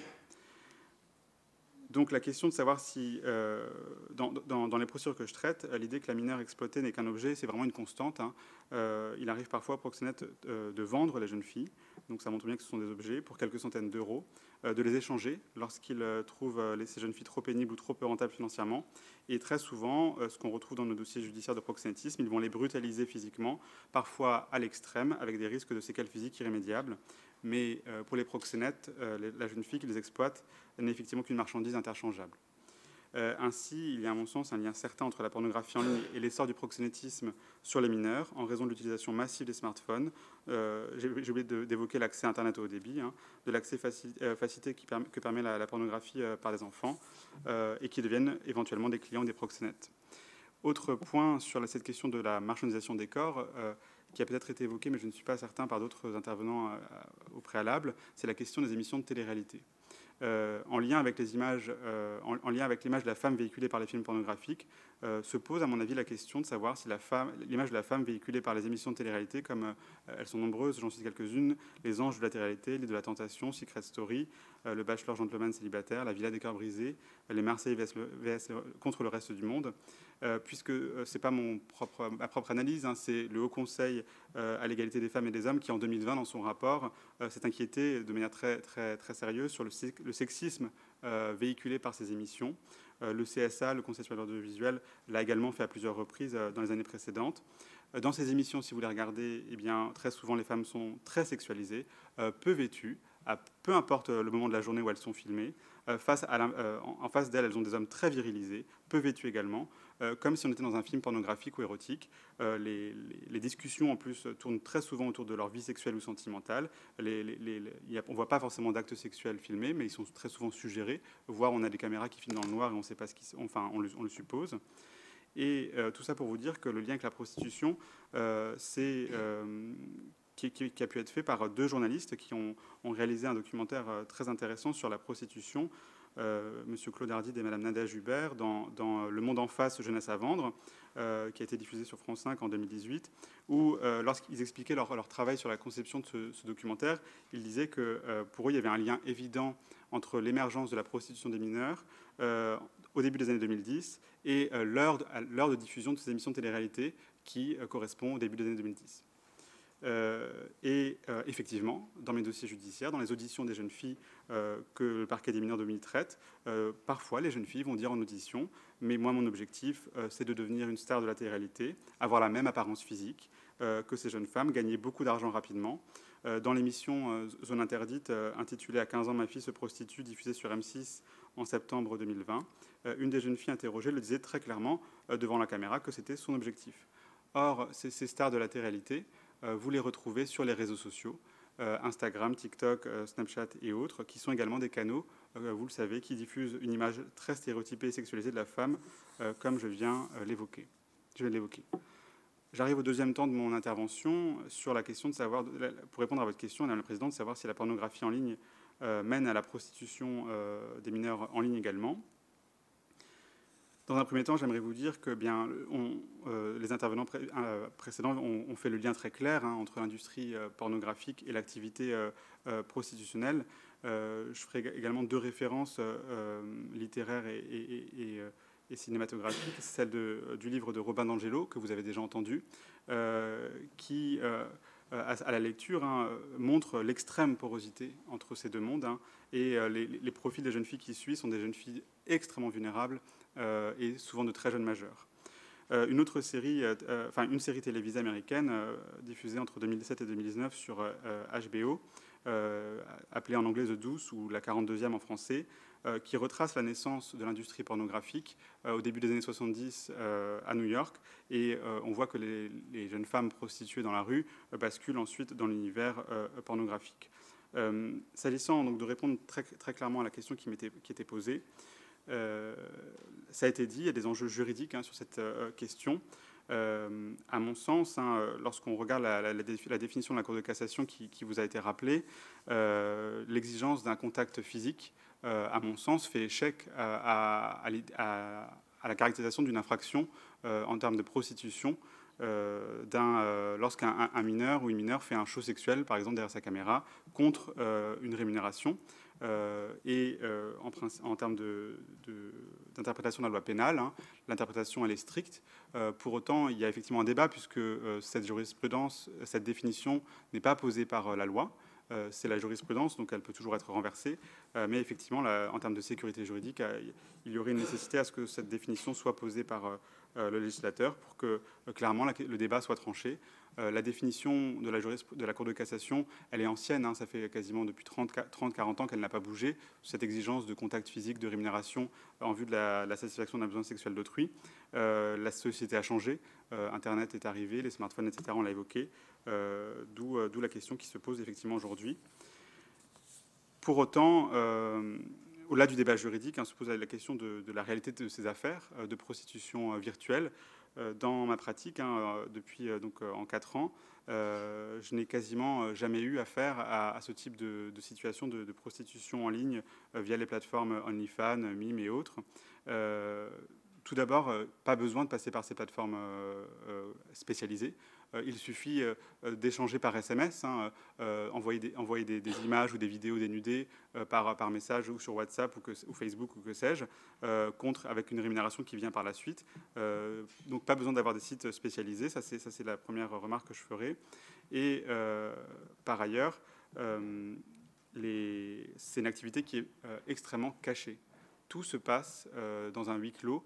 lorsqu'une jeune fille ou un jeune garçon expose des parties sexuelles de son corps, il ne va pas le faire devant ses parents, bien évidemment, encore moins devant ses amis. Ça se passe dans sa chambre, dans une salle de bain, dans un lieu clos, donc c'est invisible. Et à l'inverse de la prostitution que je connais, la prostitution classique, où le mineur va très souvent être en fugue, ou à minima hors de son domicile. Il va revenir parfois dénutri, violenté, ou abîmé, en tout cas physiquement de manière très claire, ou avec des objets de valeur. Donc là, la question va vite être identifiée. À l'inverse de cette prostitution, ce qu'on pourrait qualifier éventuellement de prostitution virtuelle, est extrêmement invisible. Pour autant, je vais vous montrer par une affaire que j'ai traitée sur une situation qu'on pourrait qualifier de prostitution virtuelle. Donc c'est une adolescente de 16 ans qui se confie à un membre du personnel éducatif parce qu'elle est dit être victime de harcèlement scolaire de la part des élèves qui prétendent qu'elle se livre à des actes sexuels. Donc elle va expliquer qu'elle écrit à des hommes qu'elle ne connaît pas et à qui elle envoie et reçoit des photos dénudées. En échange de ces photos érotiques, elle reçoit divers cadeaux, abonnements à des chaînes payantes, livres et des vêtements. Donc lorsque les policiers vont l'entendre pour savoir ce qu'il en est vraiment et puis identifier les éventuels auteurs de ces achats de photos et de vidéos, elle va confirmer que c'est effectivement le cas, qu'elle l'a fait, mais qu'elle a arrêté depuis qu'elle a un petit ami. Et on n'aura pas accès à son téléphone, elle aura tout effacé, en tout cas on n'aura plus d'éléments pour remonter sur d'éventuels clients au moment des investigations. Et la question juridique se pose toujours de cette question de l'absence de contact physique. Sa mère va expliquer de manière très claire qu'elle n'avait pas conscience que sa fille était aussi naïve et inconsciente, et elle pensait c'était une jeune fille mature. Elle avait été alertée quand sa fille lui a demandé d'acheter des vêtements ayant un caractère assez sexué, ce qui l'avait un peu inquiété, mais elle n'a pas cherché au-delà. Donc voilà, c'est l'une des seules affaires que j'ai eu à traiter. Pour autant, le sentiment que j'ai pu avoir des échos, jamais de signalement concret, de garçons qui se livrent à des actes sexuels filmés. Donc soit donc du coup, on serait sur des shows sexuels par ces garçons, ou des images envoyées, ou des vidéos envoyées à différents individus. Et ça, je pense que c'est vraiment une réalité, puisque la prostitution masculine, et encore plus des adolescents, des garçons, est un tabou très, très, très, très fort, eu égard à la question de l'homosexualité qui vient se greffer à tout ça. Mais pour autant, je suis certain que c'est une réalité, mais qui est très peu signalée à la justice, et même de manière générale aux différentes institutions qui sont en lien avec des mineurs. Par ailleurs, pas besoin d'aller sur des sites spécialisés pour faire proposer ces services. Il y a des sites très classiques qui le proposent également. En guise de conclusion sur cette question, j'évoquerai 2 éléments, dont un m'a déjà été piqué par mes intervenants précédents. C'est la définition de la prostitution, effectivement, proposée dans le rapport de Madame la procureure générale Champrenault. Effectivement, la dimension virtuelle est intégrée dans cette définition proposée. Et l'autre élément qui a également été évoqué, c'est le délit de sextorsion, à l'article 227-22-2, issu de la loi du 21 avril 2021, qui incrimine depuis cette date le fait pour un adulte d'inciter un mineur à se livrer à des pratiques sexuelles sur Internet. Donc vous avez à travers cet article notamment, et en plus des infractions pédopornographiques classiques, différents outils pour poursuivre l'exposition sexuelle de mineurs en ligne. Je vous remercie pour votre attention. Merci beaucoup pour cette précision qui nous a été apportée sur toutes ces thématiques.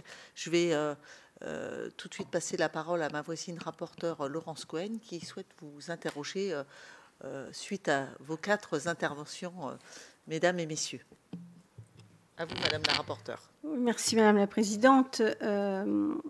Et merci, mesdames et messieurs, pour vos propos introductifs qui ont éclairé effectivement la mission qui est la nôtre. Et en même temps, on est face à des... Comment dirais-je ? On a un peu l'impression d'être au pied d'une montagne infranchissable au fur et à mesure qu'on avance dans notre rapport et que l'on a des auditions qui sont extrêmement diverses et plurielles.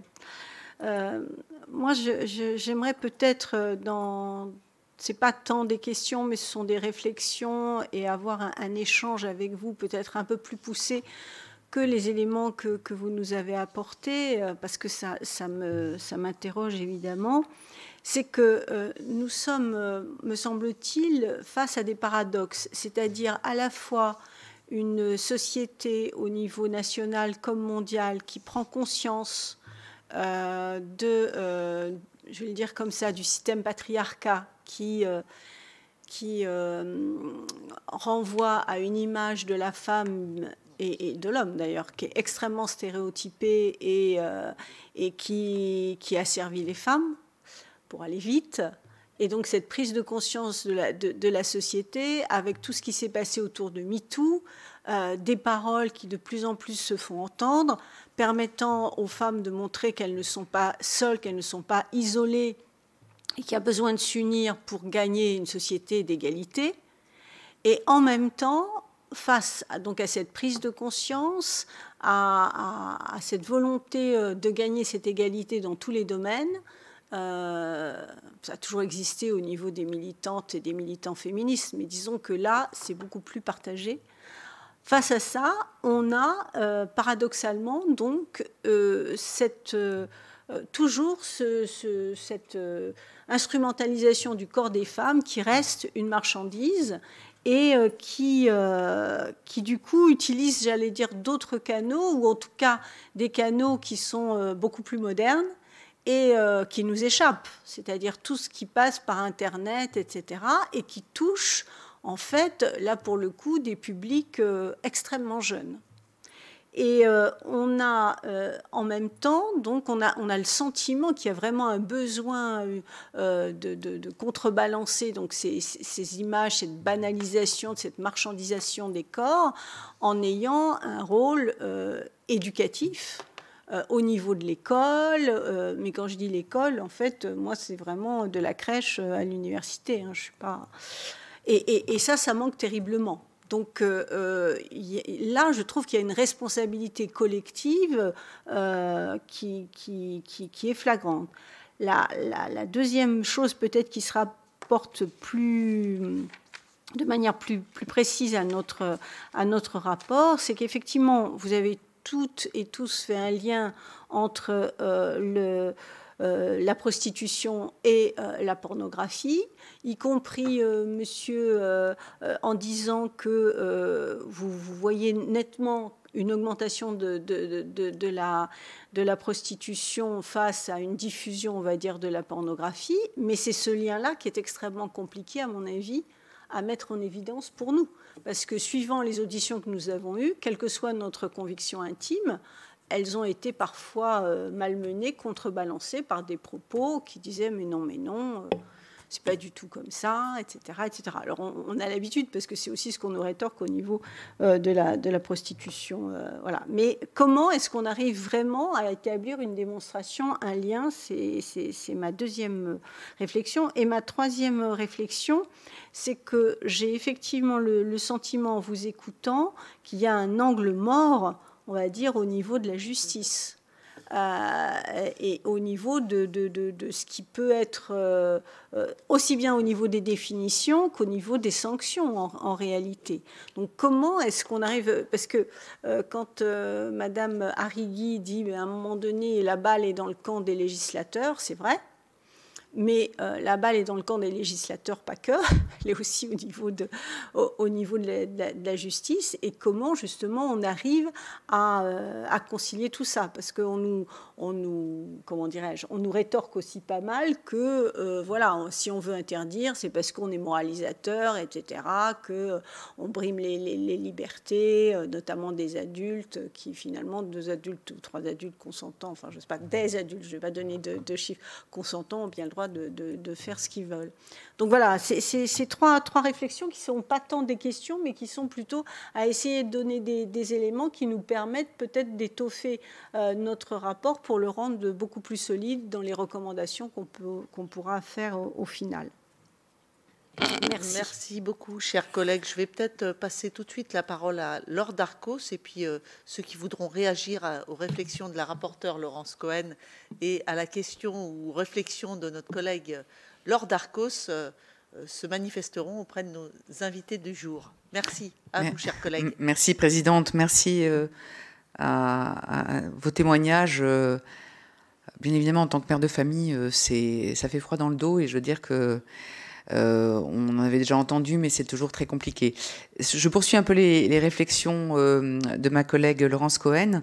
D'abord, premièrement, je pense que, alors, je suis de la commission de la culture, et je pense que ce que vous avez dit, monsieur, sur les émissions de télé-réalité, on a souvent tourné autour du pot, mais je pense qu'il serait de notre devoir, ou vous-même, mais de pouvoir saisir l'ARCOM sur un sujet comme celui-là, leur montrer en effet à quel point ces émissions déjà sont dégradantes pour l'image de la femme, mais en plus, par vos témoignages, qu'ils puissent mesurer à quel point ça peut avoir une incidence sur leur sexualité et sur cette prostitution. Moi, pour revenir également sur ce qu'a dit Laurence sur les problèmes de justice, j'ai des centres éducatifs fermés chez moi, et j'avais pu assister à un témoignage d'un jeune qui y était pour viol en réunion, et qui a posé une question absolument incroyable, stupéfiante au juge, qui a dit, mais en fait, je veux bien faire, je sais que j'ai fait quelque chose de mal, mais je voulais savoir, en fait, à partir de combien est-ce que c'est interdit ?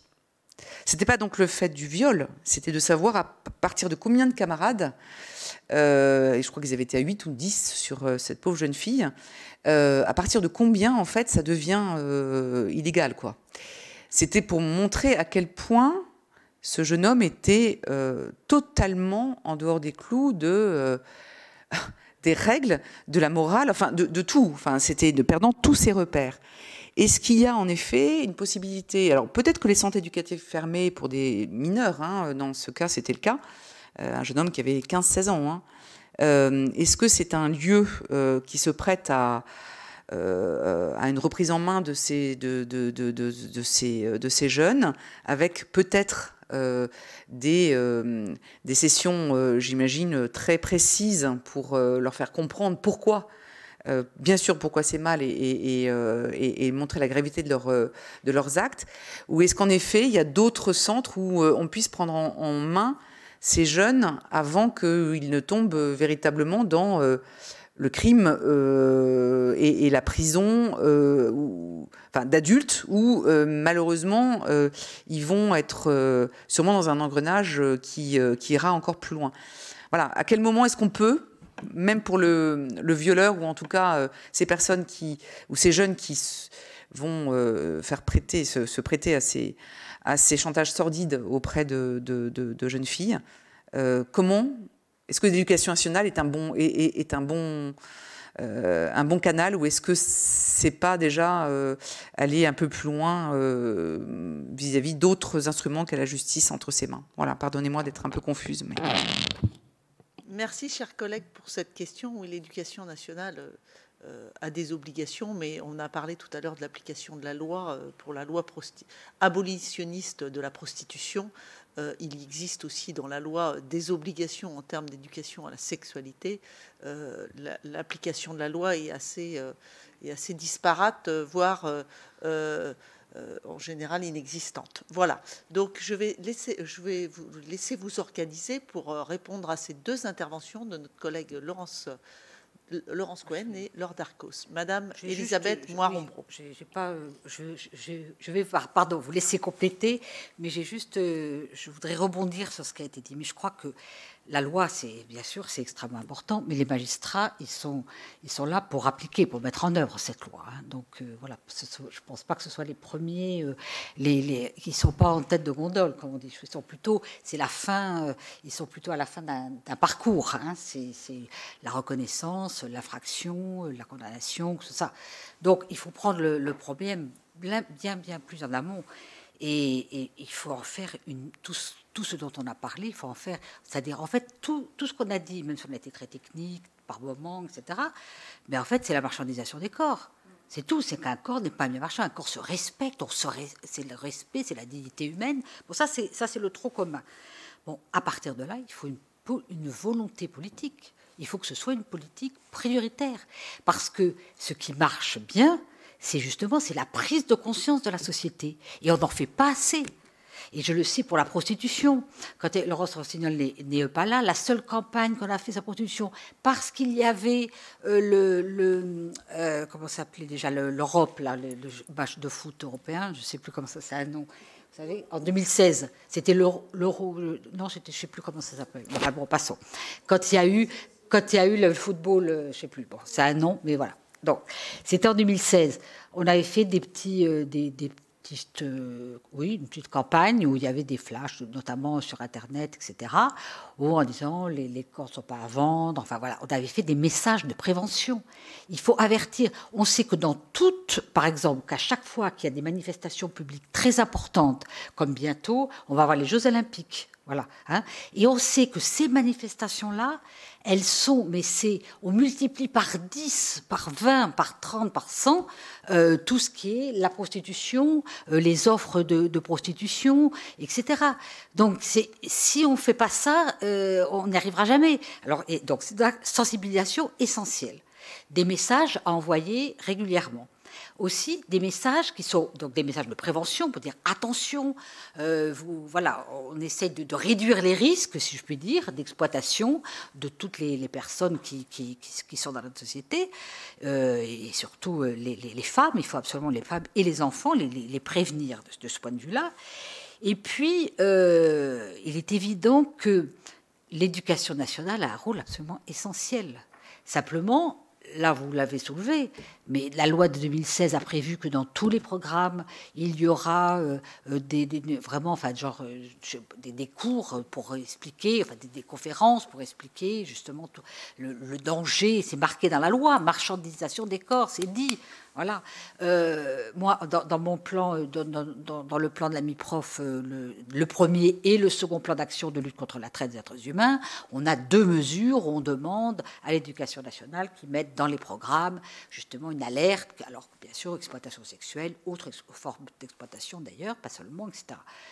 Bon, moi, je ne sais pas, mais il semblerait que ce ne soit pas vraiment mis en œuvre. Je ne suis pas allée regarder, mais autour de vous, enfin, faites un test, demandez si vous avez des enfants, des petits-enfants, s'ils ont entendu parler de ça, ils n'ont jamais entendu parler de ça.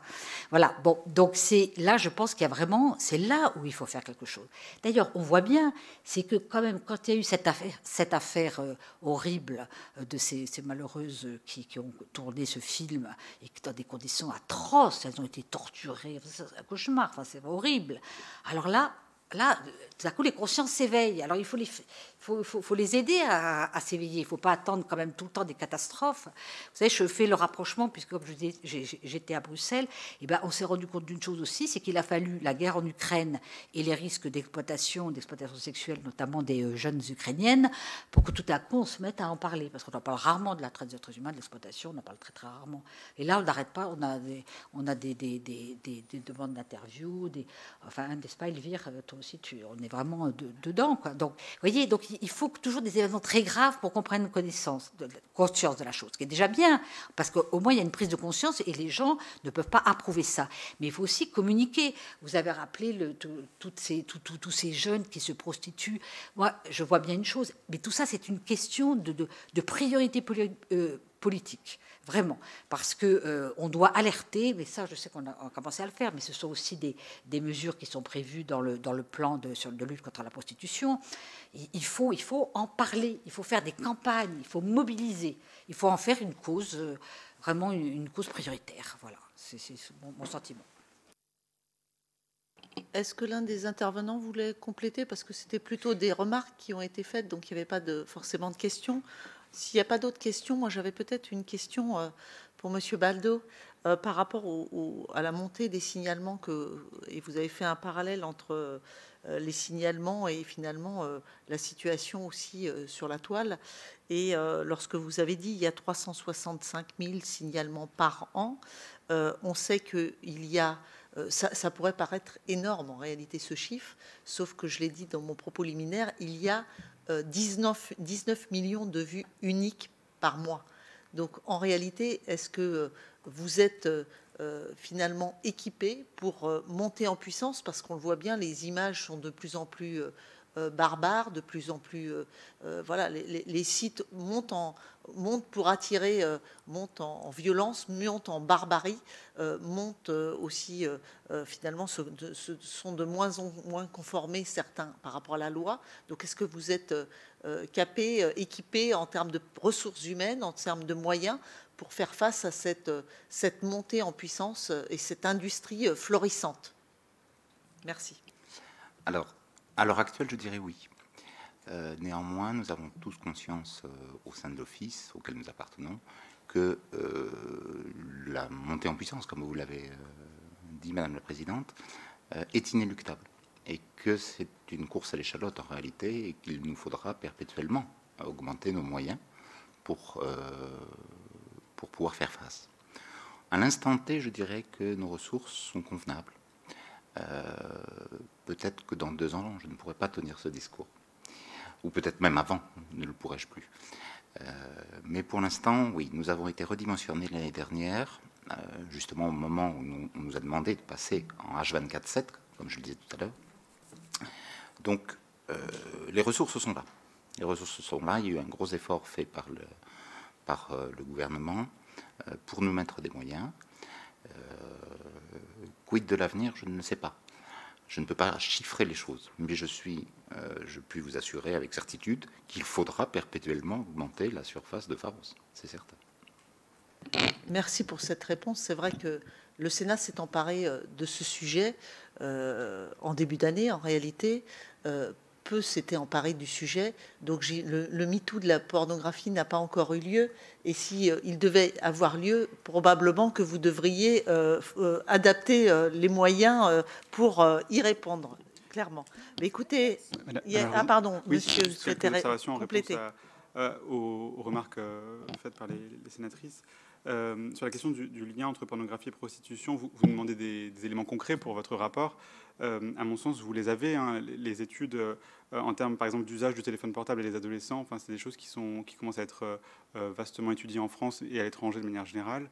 Vous avez des études françaises dans cette question-là sur le rapport qu'ont les adolescents au téléphone portable. Téléphone portable qui est devenu comme pour des jeunes qui ont des troubles de l'attachement, notamment les jeunes qu'on va retrouver qui vont être victimes de faits sexuels, notamment de proxénétisme.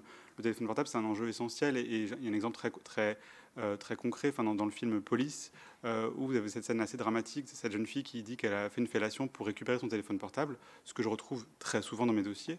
Et les policiers rigolent en face, parce qu'ils sont sidérés, hein, c'est tellement incroyable. Mais c'est une réalité, hein, cette fellation contre un téléphone portable pour récupérer son téléphone montre à quel point il y a un lien très fort de ces jeunes avec leur portable, et leur portable, on l'a dit, avec tous les accès qu'ils ont dessus. Sur la consommation de la pornographie par les adolescents, vous avez des éléments. J'ai cité Madame GL qui a beaucoup étudié cette question en France, mais à l'étranger, c'est également étudié comme thématique avec des études quantitatives. Hein. Madame GL, dans un livre, en l'occurrence dirigé par Madame Lavaux-Legendre, et Madame GL a produit un chapitre de ce livre. Elle part d'une étude faite en Normandie, avec des chiffres très précis sur une population de lycéens et lycéennes professionnels, avec la consommation de pornographie en tout cas l'accès à la pornographie de ces jeunes. Mais c'est un exemple parmi tant d'autres. Je pense que vous avez beaucoup de choses en réalité qui sont accessibles, mais il faut effectivement les rassembler. C'est un gros travail de recherche et d'analyse. J'en ai bien conscience. Mais vous avez les chiffres. Les chiffres sont là à mon sens, et ils sont connus tant sur la scène française qu'internationale. Sur la question de la justice, c'est pas pour être taquin, mais j'ai envie de vous dire que votre commission est née parce que la justice a répondu à l'enquête des gendarmes, et parce que ça a été rendu public. Donc du coup, la justice ne fait pas rien, à mon sens. Hein. Elle a permis une réaction. Elle a permis la réaction de votre commission qui questionne cette question de la pornographie dans notre société. Et dernière observation, peut-être, Madame la sénatrice qui est derrière moi, sur la question de qu'est-ce qu'on fait avant la prison, avant le centre éducatif fermé. On l'a dit, hein, effectivement, c'est l'éducation, qu'elle soit primaire par les parents ou secondaire par l'école. Mais malheureusement, hein, ces deux parties-là de l'éducation d'un enfant, ces deux acteurs principaux que sont les parents et l'école, sont défaillants de manière volontaire ou involontaire. Hein. sur cette question de la sexualité. Enfin, c'est très rare en général qu'on parle de sexualité avec ses parents encore aujourd'hui. Et à l'école, voilà, il y a des, on l'a rappelé, les obligations qui sont imposées sont parfois peu respectées. Et quand il y a eu des tentatives gouvernementales, hein, il y a eu des échecs aussi en la matière. Je pense aux ABCD de l'égalité, qui a travaillé sur la question du consentement notamment. Donc voilà, on a identifié des difficultés. Après, il faut les surmonter, quoi. Hop, voilà, le micro c'est mieux. Écoutez, je vous remercie sincèrement tous les quatre d'avoir participé à cette table ronde. Vous nous avez éclairé à la fois sur la définition de la prostitution, avec cette définition qui semble assez obsolète au regard des évolutions de la société et des outils numériques. Vous avez mis en évidence de façon parfois extrêmement claire la porosité évidente entre prostitution et pornographie, et démontrer que l'industrie de la pornographie ne respectait pas cette définition, ce principe constitutionnel du respect de la dignité humaine. Vous avez démontré des similitudes entre pornographie, prostitution, entre producteurs et proxénètes, et démontré le lien entre progression du porno et prostitution des mineurs avec la banalisation des actes et de pratiques sexuelles.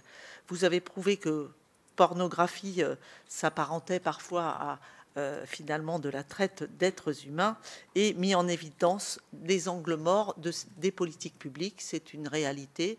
Nous n'avons pas eu à ce stade aujourd'hui de politique publique qui s'empare de ce sujet, et donc il est important d'apporter des réponses. Oui, la pornographie n'est pas un sujet mineur. Oui, la prostitution des mineurs n'est pas un sujet mineur. Nous sommes face à, je crois, au fur et à mesure de ces auditions, moi j'ai l'impression qu'on est face à un tsunami qui arrive en termes d'éducation des jeunes générations. Donc il y a urgence à la fois à protéger les victimes que nous avons auditionnées, les victimes de l'industrie pornographique, mais il y a aussi urgence à protéger les mineurs qui accèdent de manière involontaire ou volontaire à tous ces sites. Donc, bien entendu, nous allons poursuivre nos travaux. Il faut que la société tout entière ouvre les yeux, c'est-à-dire que pour pouvoir avancer, pour que la loi évolue, pour que la société apporte des réponses, il faut qu'on soit tous en capacité de regarder ce tsunami qui est face à nous et qui déjà le comprennent et apporte des réponses. Donc vraiment, je vous remercie sincèrement de cette participation et des réponses précises que vous avez pu nous apporter. Les sénateurs et sénatrices qui étaient en visioconférence, je le précise, je les remercie pour leur participation. On n'avait pas de questions à vous poser. Je ne leur ai pas coupé la parole ou coupé le micro. Belle journée à tous.